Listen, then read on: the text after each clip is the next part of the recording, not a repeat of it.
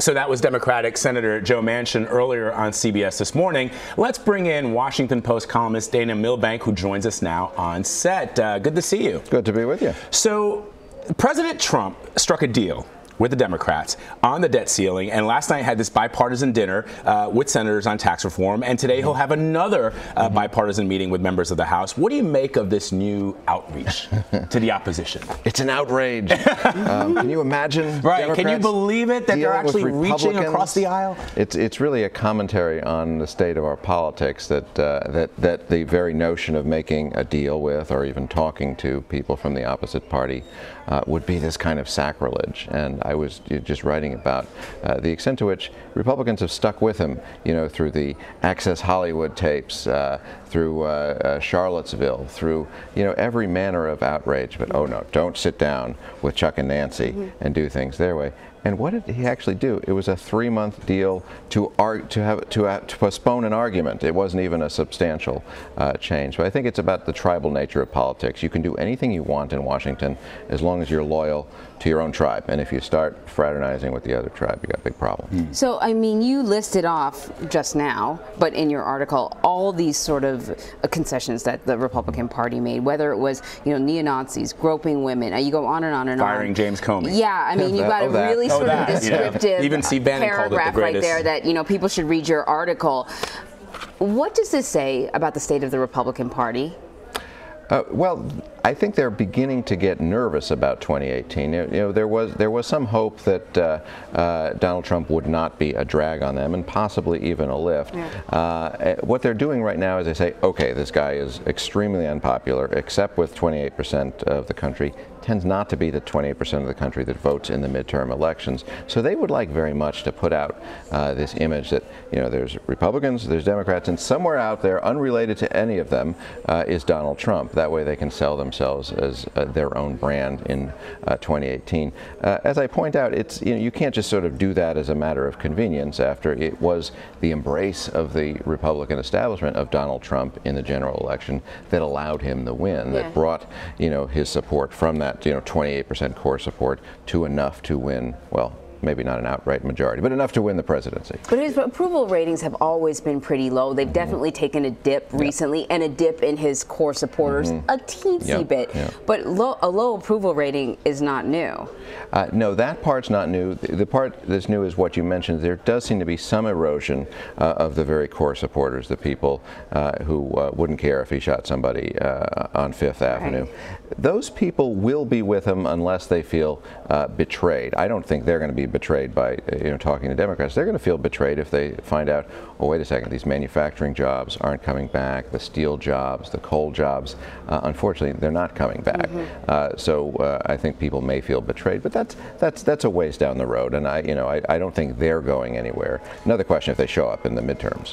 Let me float a theory. Understanding that the Democrats have their own set of issues that they need to deal with, what we're seeing now, could it be that it's exposing the fractures within the Republican Party? In other words, for many, many years, they've been a party in name only, in that there are so many different tribal factions within the Republican Party, let alone the president reaching out to Democrats. There are already these tribal factions within the party itself that are now fracturing, exposed for the public to see because of Donald Trump.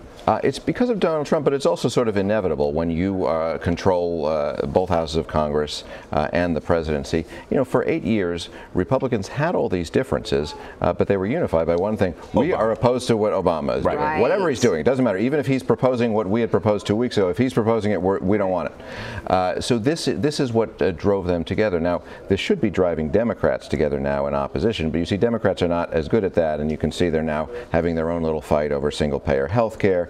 They're not so good at holding it together. It's still the Bernie people fighting the Hillary people. But what you're seeing among Republicans is natural.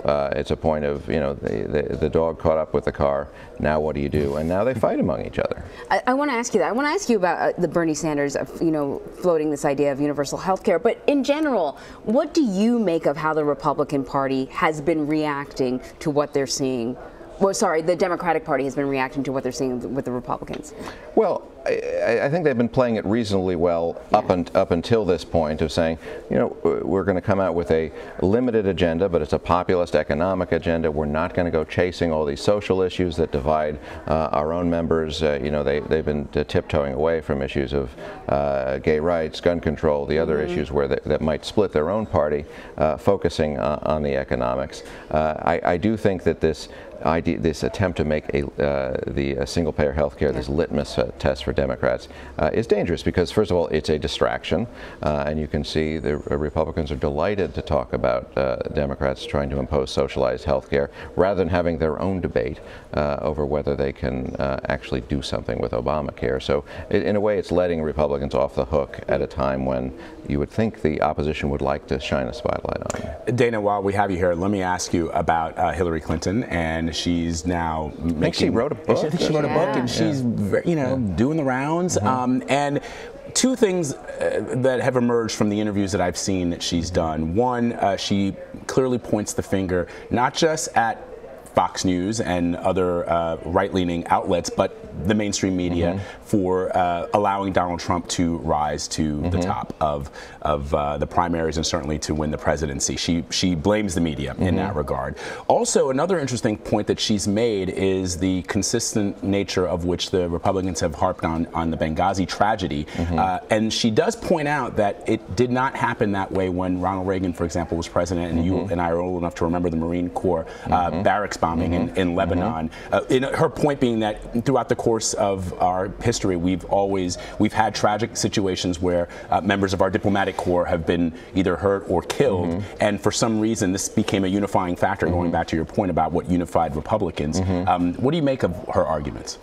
I mean, I think there's a separate debate over whether it's helpful for her to be rehashing these arguments. But I think on the merits, that's obviously true.